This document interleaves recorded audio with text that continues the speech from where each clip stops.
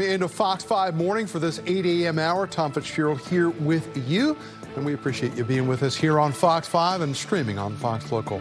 Let's take a look at your morning headlines for this Sunday, August 2nd. Police in Prince William County are searching for a gunman this morning after a 16-year-old boy was shot. Now, this shooting happened during a large car meet early yesterday around 2 a.m. between Crossing Place and Research Court in Woodbridge. Now, police say the teenager was taken to the hospital with what we're told is a life-threatening injury. Officers say they found shell casings and evidence of an altercation at the scene, but people who were there had left before police arrived. Now, if you have any information, you're asked to contact Prince William County Police. Maryland National Capital Park Police are searching for the suspect after an attempted armed robbery. Authorities say a gunman shot a man at Langley Hampshire Park just before 5:30 yesterday afternoon. The victim was hit in the shoulder. The victim is expected to be okay. There was no description, however, at this time of the suspect behind that incident. Over in Alexandria this morning, police are putting out a call for help to help find a critically missing teenager this morning. 13-year-old Ashley Bastillo Cisnado was last seen on July 31st along Mount Vernon Ave. You can see there a phone number at the bottom of your screen right now. Alexandria Police would like you to take a look at this picture.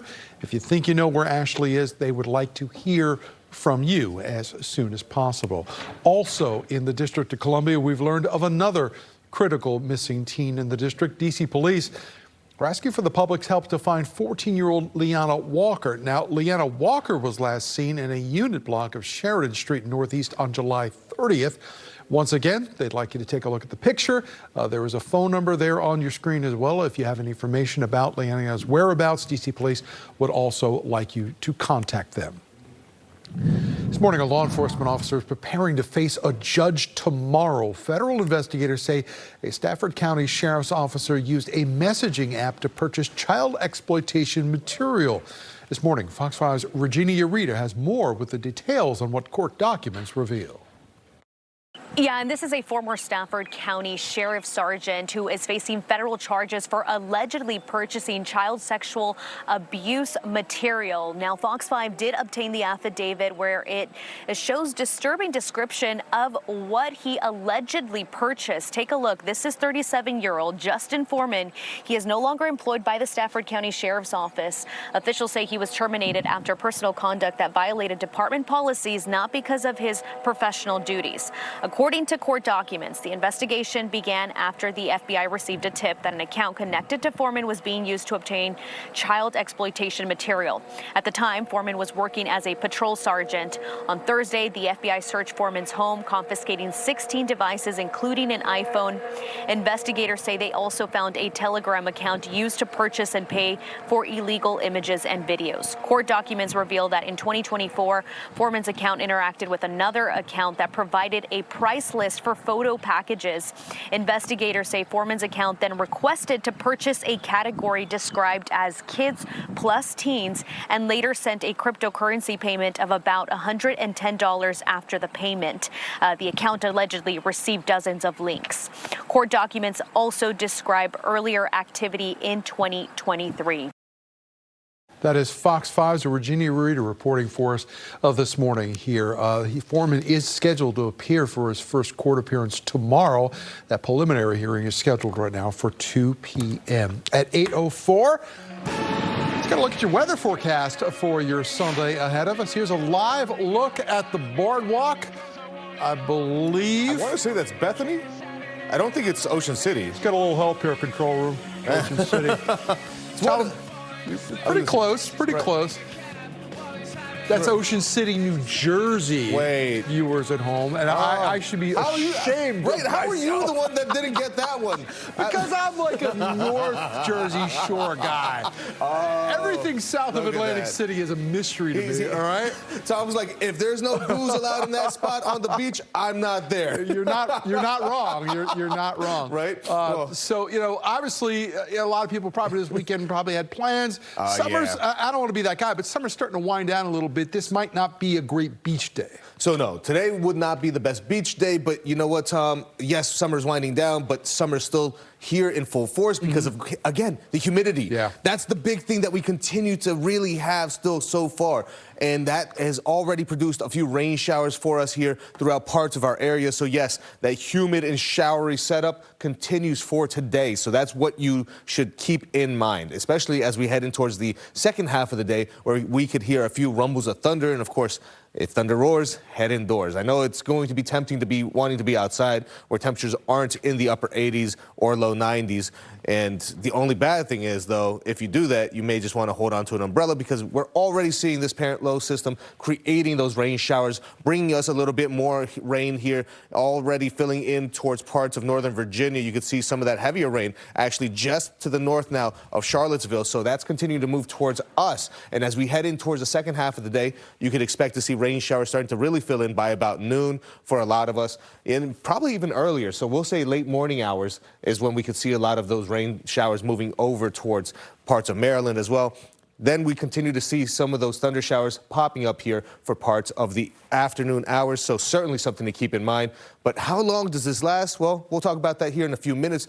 But if you want to jump ahead to that, well, make sure to use that Fox Local app. You can, of course, have weather, news, and everything you need here on all on your phone. Just scan that QR code there on your screen, and it's all for free. Tom? Came in handy this week with the storms. Thank you, Caesar. We have a Fox 5 News alert for you this morning. 3 people are dead. Several others are hurt. This all happened at a mass shooting at a fast food restaurant in Idaho. Video at the scene shows a suspected shooter putting what appears to be a rifle into the trunk of his car. Multiple people were seen running away from the restaurant. Police say the suspected shooter is now dead. Off to Spokane, Washington this morning. That is where a state of emergency has been declared this morning after Washington state officials say a wildfire has knocked out power to more than 13,000 homes, forcing emergency responders to issue evacuation notices right now. So far, that fire has burned more than 2,300 acres. The State Department of Natural Resources is also sending in the National Guard to assist in this effort. According to the state's own Commissioner of Public Lands, Washington state is already battling at least 10 large wildfires with over 425,000 acres burned so far this year. We have new video for you showing a large sea barrier in Spain that has been installed on the border with Morocco. This happened after tens of thousands of migrants breached the frontier earlier this week. The Spanish government says that nearly 60,000 migrants crossed. At least 67 people died in that incident. Many of them drowned or killed in a stampede. Thousands voluntarily left after the incident. Spanish authorities blamed human traffickers for all of this, as well as a recent court ruling which said that migrants who arrived by sea could not be immediately deported. 8:08 this Sunday morning. Let's take a look at some of the top stories we're following for you right now in the Fox 5 newsroom. Maryland's Attorney General now investigating a deadly police shooting at the Fort Washington Park. Now, officials say a Maryland National Capital Park police officer shot a man around 6 Friday night. We are told officers responded to a report of a shooting there and a man walking near the river with a gun. No injuries were reported to the officers. There is no word on if the man, who has not yet been identified, pointed or fired that weapon at those officers. A 17-year-old from Silver Spring facing adult charges after shooting inside the Westfield Wheaton Mall. Diego Turquillos Alvanos is accused of shooting a 13-year-old boy in the lake Friday night. A security guard detained Alvanos before police arrived this morning. 17-year-old faces a number of charges, including attempted murder.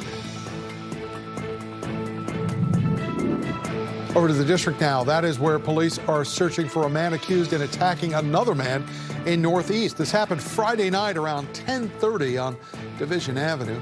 Police believe that that victim was hit with the handle of a knife. There's no word yet on a motive in this attack. Search is on for 2 suspects after 2 women were shot in Northwest D.C. This incident happened Friday night after 11. Officers found the victims on Wander Street, just a few blocks away from several bars and restaurants in the Petworth neighborhood. We're told those women are expected to recover. If you know anything, D.C. police would like you to give them a call. All right, overseas this morning.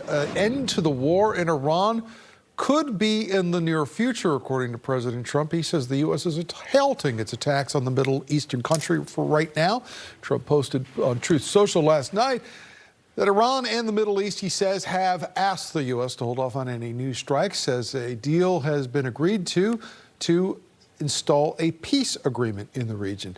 Now, this would include reopening the Strait of Hormuz. He adds that Israel has also promised to halt its attacks, with both nations sharing the goal of making a deal.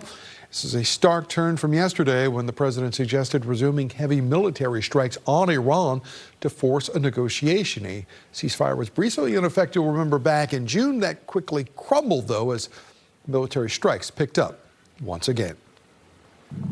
Taking a live look at Tel Aviv, Israel right now, where the on-again, off-again efforts for peace in the Middle East appear to be on there again. Hamas saying it will disarm in exchange for Israeli troops leaving the Gaza Strip. Israel, though, well, they've not commented yet on this potential deal. President Trump said on Truth Social that it would be carried out in a, quote, carefully structured phase. Many experts, though, caution both sides would need to agree to critical assurances to make this deal a reality.